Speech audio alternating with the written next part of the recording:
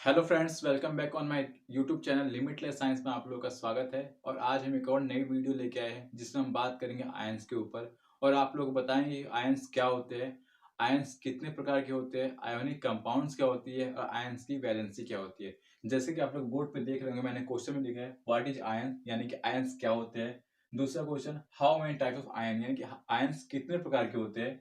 तीसरा क्वेश्चन है what is ionic compound, ionic compound क्या होता है। और चौथा क्वेश्चन है what is valency of ions, ions की वैलेंसी क्या होती है। जैसे एटम की वैलेंसी होती है वैसे आयंस की भी वैलेंसी होती है। तो आइए हम अपने वीडियो को स्टार्ट करते हैं और एक एक करके इन क्वेश्चंस का आंसर जानते हैं। तो सबसे पहला क्वेश्चन है व्हाट इज आयंस। आयंस कुछ नहीं है, आयंस एक चार्ज है। आयंस सिर्फ एक चार्ज है। अब चार्ज है तो चार्ज तो दो तरह के होते हैं, एक पॉजिटिव चार्ज और एक नेगेटिव चार्ज। जी हाँ, बिल्कुल आपने सही समझा, दो तरह के चार्ज, एक पॉजिटिव चार्ज और एक नेगेटिव चार्ज, उसी को हम कहते हैं आयंस। अगर यहाँ पे केमिस्ट्री में कोई पॉजिटिव चार्ज दिखे और नेगेटिव चार्ज दिखे तो इसको क्या कहेंगे, आयंस। अब हमारे पास दूसरा क्वेश्चन आता है how many types of ion, ions कितने प्रकार के होते हैं। तो आयंस दो प्रकार के होते हैं, एक होता है आपके पास कटायन और एक होता है आपके पास अनायन। एक होता है आपके पास क्या, कटायंस, और एक होता है आपके पास में अनायंस। अब आपने नाम तो जान लिए कि दो प्रकार के आयंस होते हैं, एक कटायंस और एक अनायंस। अब इनके ऊपर जानते हैं कि कौन सा चार्ज होता है कटायंस के ऊपर और कौन चार्ज होता है अनायंस के ऊपर। तो जो कटायन होता है उसके ऊपर होता है पॉजिटिव चार्ज और जो अनायन होता है उसके ऊपर होता है नेगेटिव चार्ज। ठीक, अब मैं बात करता हूँ, हमारा क्वेश्चन नंबर तीसरा आता है what is ionic compound, ionic compound क्या होता है। जैसे आपने देखा होगा कि छोटे छोटे एक एलिमेंट में छोटे छोटे एटम्स होते हैं, उस एटम बनने के बाद वो एलिमेंट बनता है, उसी एटम से क्या होता है कंपाउंड्स बनते हैं। अब उसी तरीके से दो चार्ज मिलते हैं, चाहे दो या दो जब चार्ज मिलते हैं तो क्या बनते हैं, वो आयोनिक कंपाउंड बनाते हैं। यानी कि चार्ज एक से जब मिलते हैं तो क्या बनते हैं, कंपाउंड बनाते हैं। ठीक, अब आप कंपाउंड आयोनिक कंपाउंड जान के अब आप समझेंगे चौथा question what is valency of ions, ions की वैलेंसी क्या होती है। जैसे एटॉमिक, जैसे हमारे एलिमेंट्स होते हैं hydrogen, helium, lithium, beryllium, boron, carbon, ये सब हमारे एटम्स है, इनकी क्या होती है, वैलेंसी होती है। वैसे आयंस की भी वैलेंसी होती है। ठीक, अब आप कहेंगे आयंस की कैसे वैलेंसी होती है। अब आप मान लीजिए कार्बन है, कार्बन का एटॉमिक नंबर कितना है, 6। तो ये इसकी इलेक्ट्रॉनिक कन्फिगरेशन क्या होगी, 2 और 4। अब क्या होगा, इसकी वैलेंसी कितनी होगी। अब जो आउटर मोस्ट सेल में जो जितने इलेक्ट्रॉन्स होते हैं वही तो वैलेंसी होती है। अब इसको क्या हमने कर दिया, 4। अब इसको कंप्लीट करने के लिए ये आउटर मोस्ट सेल में कितने होते हैं, मान लीजिए के सेल है यहाँ पे, ये एल सेल, ये एल एम सेल और ये एन सेल। आपने क्लास 9 में पढ़ा है कि जो इलेक्ट्रॉनिक कन्फिगरेशन का फॉर्मूला होता है वो क्या होता है, 2n²। ये n क्या है, ये k है, ये l है, ये m है, ये n है। ठीक, अगर मान लीजिए कि इसको मैं 1 मानता हूँ, इसको मैं 2 मानता हूँ, इसको मैं 3 मानता हूँ और इसको मैं 4 मानता हूँ, तो k सेल में कितने इलेक्ट्रॉन्स जाएंगे। अब देखिए यहाँ पे यार, 2 × 1 का स्क्वायर यानी कि 2 इलेक्ट्रॉन्स जाएंगे आपके के सेल में। ठीक, अगर आप मानते हैं एल सेल में, तो एल सेल में कितने इलेक्ट्रॉन जाएंगे, 2 × 2 का स्क्वायर यानी कि 4 × 8 यानी कि 8 इलेक्ट्रॉन्स आपके जाएंगे एल सेल में। अगर हम बात करते हैं एम सेल में, तो एम सेल में कितना जाएगा, 3 का स्क्वायर यानी 3 × 3 = 9 और 9 × 2 = 18। ठीक, इस तरीके से अगर हम एन सेल की बात करते हैं तो कितने इलेक्ट्रॉन जाएंगे एन सेल में हमारे, 2 × 4 का स्क्वायर यानी 4 का स्क्वायर होगा 16 और 16 × 2 = 32 यानी 32 इसमें आ गए। ये तो आपके आगे K shell, L shell, N shell और एम सेल में कितने इलेक्ट्रॉन जाएंगे। लेकिन जब हम बात करते हैं वैलेंसी की, तो वैलेंसी इनकी कैसे निकालेंगे, आउटर मोस्ट सेल में जितने इलेक्ट्रॉन्स है उसको हम 8 से माइनस कर देते हैं। ठीक, वैलेंसी कैसे निकलती है, आउटर मोस्ट सेल में जितने भी इलेक्ट्रॉन्स उसको हम 8 से माइनस कर देंगे। अब मान लीजिए इसमें आउटर मोस्ट सेल में कितने इलेक्ट्रॉन्स है, 4 इलेक्ट्रॉन्स है, तो 8 में से हम जब 4 माइनस कर दें तो इसकी वैलेंसी क्या निकल जाएगी, 4। ठीक, अब हाइड्रोजन के पास कितने इलेक्ट्रॉन्स है, एक ही इलेक्ट्रॉन्स है। अब उसकी क्या आएगी, 2 × 2 8 8 ऐसे हम फिलअप करते हैं इलेक्ट्रॉन्स को। अब इसके पास एक ही इलेक्ट्रॉन्स है तो इसका आउटर मोस्ट तो यही होगा ना, अब इसकी वैलेंसी क्या हो जाएगी, 1। इसी तरीके से अब नाइट्रोजन है, नाइट्रोजन की वैलेंसी क्या आएगी, 2 × 5 होता है एटॉमिक नंबर 7, तो 2 सेल एक ही सेल में और 5वां आउटर मोस्ट सेल में। तो इसमें हम क्या करेंगे, 8 से जब माइनस करेंगे 5 को तो इसकी वैलेंसी क्या आएगी, 3। इसी तरीके से जब हम बात करते हैं वैलेंसी ऑफ आयंस की, तो आयंस की वैलेंसी कैसे निकालते हैं, आयंस के ऊपर जो भी चार्ज होता है उसे हम कहते हैं उसकी वैलेंसी। आयंस के इसके क्या कहते हैं हम, आयंस के ऊपर जो भी चार्ज होता है आयंस पे, जो भी चार्ज होता है उससे हम कहते हैं वैलेंसी ऑफ आयंस। वही आयंस का हमारा वैलेंसी होता है, वैलेंसी ऑफ आयन। ठीक, अब आपको चौथा क्वेश्चन समझ में आ गया। अब मैं आपको एक चीज और बताता हूँ कि आपने बात सुना था कैटायंस और अनायंस। मैंने आपके यहाँ पे लिख के रहा था पॉजिटिव चार्ज कैटायंस पे और नेगेटिव चार्ज अनायंस पे। इसका मतलब क्या है, चलिए पहले हम इसको रफ करते हैं, इसका मतलब बताता हूँ मैं। कैटायंस का मतलब ये है कि आपने एक इलेक्ट्रॉन को लूज कर दिया है, और अनायंस का मतलब ये है कि आपने एक इलेक्ट्रॉन को गेन किया है। ठीक, कैटायंस में क्या था, आपके पास पॉजिटिव चार्ज, इसका मतलब ये है कि आपने एक इलेक्ट्रॉन को क्या किया है, लूज कर दिया है, यानी कि निकाल दिया है। और अनायंस का मतलब क्या होता है, अनायंस के ऊपर कौन सा चार्ज था, नेगेटिव चार्ज। अनायंस का नेगेटिव चार्ज का मतलब कि आपने एक इलेक्ट्रॉन को क्या किया है, गेन किया है। अब गेन और इलेक्ट्रॉन कैसे होंगे, मान लीजिए अब आपके पास एटम कौन सा है, ऑक्सीजन। ऑक्सीजन का एटॉमिक नंबर कितना है, 8। इसके पास जो इलेक्ट्रॉन्स होंगे वो कैसे होंगे, 2+6। ठीक, अब क्या करेगा, अब मान लीजिए मैंने क्या कहा था, वैलेंसी निकालिए इसका। वैलेंसी कैसे निकलेगा इसका, आउटर मोस्ट सेल में से यानी 8 में से जो आउटर मोस्ट सेल है उसमें को हम माइनस कर देंगे, यानी 8 - 6। अब 2, या तो ये अपने 6 के 6 इलेक्ट्रॉन बाहर दे दे तब जाके इसकी ऑक्टेट कंप्लीट होगी, या तो ये 2 इलेक्ट्रॉन अपने अंदर ले ले तो इसकी ऑक्टेट कंप्लीट होगी। अब इसको 6 देने से अच्छा है कि ये 2 ले लेगा। अब आप किसी को, अब आपको चाहिए 100 रुपए, और आपके पास स्टेबिलिटी कब आएगी, या तो पूरा पैसा खत्म हो जाए या तो आप कोई चीज खरीद लो। अब जो चीज खरीदनी है वो 100 रुपए की है, और जब आपके पैसे नहीं है तो आप चीज खरीद नहीं पाओगे। अब आपके पास 70 रुपए है, ठीक है, अब 70 रुपए है आपके पास, आपको चाहिए 30 रुपए। या तो आप किसी को 70 रुपए दे दो, या तो आप किसी से 30 रुपए ले लो। जो आप 30 रुपए ले लोगे तो वो फायदा है ना, ताकि आप अपना 100 रुपए का सामान ले सकते हैं। तो उसी तरीके से केमिस्ट्री में क्या करते हैं, एटम्स भी अपने आप में ऑक्सीजन जो इलेक्ट्रॉन्स की कमी होती है उसको इलेक्ट्रॉन्स ले लेते हैं और इलेक्ट्रॉन्स लूज कर देते हैं। जब उनको लगता है कि इलेक्ट्रॉन्स लूज करके हम स्टेबिलिटी पा जाएंगे तो इलेक्ट्रॉन्स को लूज कर देते हैं, और जब उनको लगता है कि हम इलेक्ट्रॉन्स को गेन करके स्टेबिलिटी पाएंगे तो वो इलेक्ट्रॉन्स को गेन करते हैं। जब इलेक्ट्रॉन्स गेन करते हैं तो उससे हम कहते हैं अनायन, और जब इलेक्ट्रॉन्स लूज करते हैं तो उससे हम कहते हैं कैटायन। ठीक, अब आपने एक सिंपल सा एग्जांपल देखा होगा कि हमेशा लिख के आता है Na+। अब Na+ का क्या मतलब है, सोडियम है ये, आपको समझेगा सोडियम, इसके ऊपर क्या लगा है, प्लस चार्ज लगा है। प्लस चार्ज का मतलब ये क्या है, कैटायन है। कैटायन का मतलब क्या, इसने क्या एक इलेक्ट्रॉन लूज किया है। अब Na का एटॉमिक नंबर कितना होता है, 11।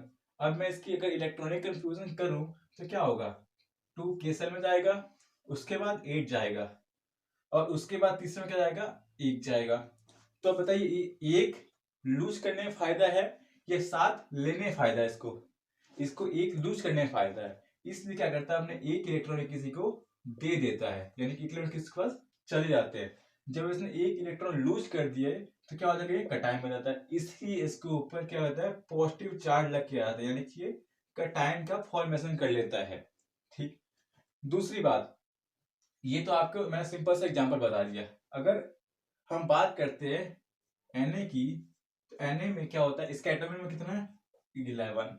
यानी कि जितने इलेक्ट्रॉन्स होते हैं उतने ही इसके पास क्या है, प्रोटॉन्स है। Electrons equal to number of protons होते हैं। ठीक है, ये कब होते हैं, जब कोई नॉर्मल एटम होता है उसके पास कोई चार्ज नहीं होता। ये कब होता है, जब कोई नॉर्मल एटम होता है उसके ऊपर कोई चार्ज नहीं है अभी, तब क्या होता है, जितने नंबर उसका इलेक्ट्रॉन्स होते हैं उतने इक्वल टू में प्रोटॉन्स होते हैं। अब इस जैसे 11 सोडियम है, अब इसके पास कितने 11 इलेक्ट्रॉन्स है और 11 प्रोटॉन्स है, ये भी नॉर्मल एटम है। अगर मान लीजिए कि इसने एक इलेक्ट्रॉन उसमें लूज कर दिया, यानी कि एक इलेक्ट्रॉन उसमें घट गए, तो उसमें क्या होगा, 10 इलेक्ट्रॉन बचेंगे और 11 प्रोटॉन बचेंगे। तो जब इसने एक इलेक्ट्रॉन लूज कर दिया यानी कि कैटायंस बन गया। कैटायंस में एक चीज और क्या होती है, इलेक्ट्रॉन्स की कमी होती है। इलेक्ट्रॉन्स लेस नंबर में होते हैं, इलेक्ट्रॉन्स लेस होते हैं और प्रोटॉन्स ज्यादा होते हैं। ठीक, प्रोटॉन्स ज्यादा होता है, हाई होते हैं, मैंने हाई लिख दिया, प्रोटॉन्स को हाई होते हैं। ये एक कंडीशन आती है आपकी कैटायंस की। आपको मैंने क्या देता है, दो कंडीशन होता है, एक तो इलेक्ट्रॉन लूज कर देगा तब आप समझ जाएंगे कि कैटायंस होता है। दूसरी बात कि जो कैटायंस होता है उसमें इलेक्ट्रॉन की कमी होती है और प्रोटॉन की ज्यादा होती है, प्रोटॉन ज्यादा होते हैं। ठीक, अब मैं मानता आपको मैं दूसरा एग्जांपल बताता हूँ अनायंस का। अब अनायंस देखिए, आपने पढ़ लिया सोडियम, अब मैं दूसरा बताता हूँ अनायंस का। अब देखिए अब क्या होता है, अनायन का एक सादा सीधा एग्जांपल है। अब आपके पास देखिए Cl माइनस, Cl माइनस का जो एटॉमिक नंबर है वो होता है आपका कितना, 17। 17 का अगर मैं इलेक्ट्रॉनिक कन्फिगरेशन करूं तो 2, 8 और 7, 2 8 10 और 7 17। अब बताइए ये अपने 7 इलेक्ट्रॉन्स लूज करेगा या इसको एक इलेक्ट्रॉन लेके अपनी स्टेबिलिटी पाएगा? 7 इलेक्ट्रॉन लूज करना आसान है या एक इलेक्ट्रॉन लेके स्टेबिलिटी पाना आसान है? अब आपके हिसाब से या मेरे हिसाब से एक इलेक्ट्रॉन अगर इसको मिल जाए तो ये क्या हो जाएगा, स्टेबल कंपाउंड, स्टेबिलिटी बन जाएगी, इसकी स्टेबिलिटी मिल जाएगी। तो क्यों ना ये एक इलेक्ट्रॉन को अपने पास ले ले। जब ये एक इलेक्ट्रॉन ले लेता है तो उसके बाद इसके आउटर मोस्ट शेल में क्या होती है, 8 इलेक्ट्रॉन्स हो जाते हैं। जब 8 इलेक्ट्रॉन्स हो जाते हैं तो 2 + 8 यानी कि 18 इलेक्ट्रॉन इसके पास हो गए। यानी कि क्या बन गया कि स्टेबल कंपाउंड बन गया। स्टेबल क्या हो गया, ये स्टेबल हो गया। ठीक, अब हम जब स्टेबल हो गया तो इसने क्या किया, एक इलेक्ट्रॉन लिया है ना, एक इलेक्ट्रॉन क्या किया इसने, गेन किया है। जब एक इलेक्ट्रॉन गेन किया है उसे हम कहते हैं क्या, अनायन। अगर हम बात करते हैं इलेक्ट्रॉन और प्रोटॉन्स की रिस्पेक्टिव से, अब देखिए इसमें क्या होता है। Cl में 17 है, मैंने क्या बताया था कि जो नॉर्मल एटम है उसमें क्या होंगे, इलेक्ट्रॉन्स और प्रोटॉन्स की नंबर क्या है, सेम होंगे। इलेक्ट्रॉन नॉर्मल एटम में इलेक्ट्रॉन्स और प्रोटॉन्स क्या होंगे, सेम होंगे। यानी कि इसमें क्या है, इलेक्ट्रॉन्स और प्रोटॉन्स सेम है। अब इसने 17 इलेक्ट्रॉन्स है तो 17 प्रोटॉन्स होंगे। अब इसने क्या किया है, एक इलेक्ट्रॉन्स को ले लिया यानी गेन किया है। अब यहाँ पे क्या होगा, 1 ऐड कर दिया हमने। जब 1 ऐड कर दिया तो यहाँ पे इलेक्ट्रॉन्स के नंबर क्या हो गए, 18 नंबर हो गए। और यहाँ पे प्रोटॉन्स के नंबर क्या हो गए, 17। यानी कि जब हम अनायंस फॉर्म होते हैं तो वहां पे क्या होता है, इलेक्ट्रॉन्स के नंबर बढ़ जाते हैं और प्रोटॉन्स के नंबर कम हो जाते हैं। इस हिसाब से क्या मैं इसको ये ऐसा लिख सकता हूँ कि इलेक्ट्रॉन के नंबर हाई हो चुके हैं और प्रोटॉन के नंबर लेस हो चुके हैं, किसमें, अनायन में। जी मैंने ऐसे ही यहाँ पे लिख दिया, इलेक्ट्रॉन हाई और प्रोटॉन लेस। ठीक, दो कंडीशन है, या तो अनायन में क्या होगा, एक इलेक्ट्रॉन गेन कर लेगा तो उसे हम कहते हैं अनायन। अगर आप एनायन को दूसरे रूप से देखेंगे तो उसमें क्या होगा, इलेक्ट्रॉन्स की मात्रा ज्यादा होगी और प्रोटॉन्स की मात्रा कम होगी। कटायन में क्या, एक इलेक्ट्रॉन लूज कर देगा तो इसमें क्या होगा, एक इलेक्ट्रॉन कमी हो जाएगी और प्रोटॉन एक ज्यादा हो जाएगा। इसे हम कहते हैं कटायन और अनायन। अब हम बात करते हैं कि हमारे आयोनिक कंपाउंड्स कैसे बनते हैं। अब आपने सुना होगा नमक, नमक तो सबने ही सुना होगा। अब नमक का जो केमिकल फॉर्मूला है वो होता है NaCl। NaCl मतलब अभी मैंने आपको एग्जांपल बताया था वही, Na+ और Cl माइनस, यानी कि Na+ से मिलके बना है और Cl माइनस से मिलके बना है क्या, हमारा NaCl, यानी कि हमारा क्या बना, ये सॉल्ट बना है जो हम खाते हैं। ठीक, NaCl। अब Na में क्या है, ये प्लस है, प्लस यानी कि क्या बना, ये कटायन है। यानी कि इसमें क्या है, इलेक्ट्रॉन्स की नंबर ज्यादा है और प्रोटॉन्स के नंबर इसमें क्या है, कम है। प्रोटॉन्स के नंबर क्या है, लेस है। अब हम बात करते हैं Cl माइनस। Cl माइनस में क्या है, ये है अनायन। आपको समझ आ गई, देखिए माइनस है तो ये अनायन है। ठीक, अब अनायन है तो क्या है, ये इलेक्ट्रॉन्स की मात्रा इसमें कम है और सॉरी, कैटायन में क्या होता है, इलेक्ट्रॉन्स के नंबर कम हो जाते हैं और प्रोटॉन के नंबर हाई हो जाते हैं। गलती हो गई, सॉरी, इलेक्ट्रॉन्स के नंबर कम हो जाते हैं और प्रोटॉन्स के नंबर हाई हो जाते हैं। वहीं अगर हम बात करें Cl माइनस में, अनायंस में, तो इलेक्ट्रॉन्स के नंबर बढ़ जाते हैं और प्रोटॉन्स के नंबर आपके क्या होते हैं, कम हो जाते हैं। ठीक, ये बात कर दिया। अब जब यहाँ पे क्या हुआ, एक इलेक्ट्रॉन्स की कमी हुई है और यहाँ पे एक इलेक्ट्रॉन्स का फायदा हुआ है, यानी कि 1+ और 1+ का और माइनस का 1 जब खत्म हो जाएगा तो क्या होता है, 0। 1 से 1 कट गया तो क्या होता है, 0। इसीलिए इसने क्या बनाया है, NaCl, यानी कि कोई सॉल्ट बना लिया है। यानी इस पे कोई भी चार्ज नहीं है, लेकिन मिलके कैसे बनाएंगे, एक कैटायन एक एनायन में क्या बना है, आयोनिक कंपाउंड। कैटायन और अनायन जब मिल गया तो क्या बना लिया, आयोनिक बना लिया। और दो चीज मिलके बना तो उसको हमने कह दिया कंपाउंड, यानी इसलिए होता है ये आयोनिक कंपाउंड। अब हम बात करते हैं दूसरा चीज NaOH। आपने सुना होगा सोडियम हाइड्रोक्साइड। अब सोडियम हाइड्रोक्साइड में क्या होता है, Na के पास पॉजिटिव चार्ज है और OH के पास नेगेटिव चार्ज है। तो यहाँ पे क्या है, एक पॉजिटिव और एक नेगेटिव, यानी कि क्या बनेगी, न्यूट्रल हो जाएंगे। तो NaOH के ऊपर भी क्या है, कोई चार्ज नहीं है, यानी कि ये क्या है, न्यूट्रल है। ठीक, तो इन्होंने क्या बना लिया, आयनिक कंपाउंड बना लिया। इसी तरीके से जब एक आयंस और एक कैटायन जब मिलते हैं तो क्या बनाते हैं, आयनिक कंपाउंड बनाते हैं। ठीक, ये आपको समझ में आयोनिक कंपाउंड कैसे बनते हैं। अब हम चौथा क्वेश्चन अपना बात करते हैं, आयंस की वैलेंसी क्या होती है। जैसे हमने एटम्स की वैलेंसी देखते हैं, वैसे हम बात करेंगे आयंस की वैलेंसी क्या होती है। चलिए हम बात करते हैं आयंस की वैलेंसी के ऊपर। तो आयंस की वैलेंसी क्या होती है, वैलेंसी ऑफ आयंस। देखिए मैंने आपको स्टार्टिंग में बताया था कि आयंस की वैलेंसी हम कैसे निकालते हैं, चार्ज देख के कि जो एटम है उसके ऊपर कौन सा चार्ज है, पॉजिटिव चार्ज है या नेगेटिव चार्ज है। अब मान लीजिए यहाँ पे मैं सोडियम फिर से लेता हूँ, तो सोडियम के ऊपर कौन सा चार्ज है, पॉजिटिव चार्ज है, यानी कि इसकी वैलेंसी कितनी हो जाएगी, +1 हो जाएगी इसकी वैलेंसी, +1। अगर हम बात करें तो Cl माइनस, तो इसकी वैलेंसी क्या हो जाएगी, -1, इसकी वैलेंसी क्या हो जाएगी, -1। अगर हम बात करते हैं OH माइनस की, तो इसकी वैलेंसी क्या हो जाएगी, -1। ठीक, अगर इसी तरीके से हम बात करते हैं Mg2+ की, तो इसकी वैलेंसी क्या हो जाएगी, 2++2।